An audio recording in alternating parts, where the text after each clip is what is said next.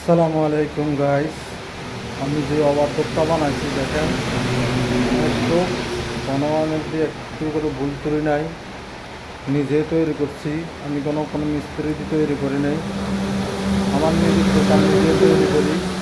আমার এমন কোনো কাজ বাকি নেই আমি জানি না। আপনাদের দোয়া ইনশাল্লাহ সব কাজে শিখছি। বিদেশের যত কাজ আছে সব কাজ আমি শিখেছি, করছিও।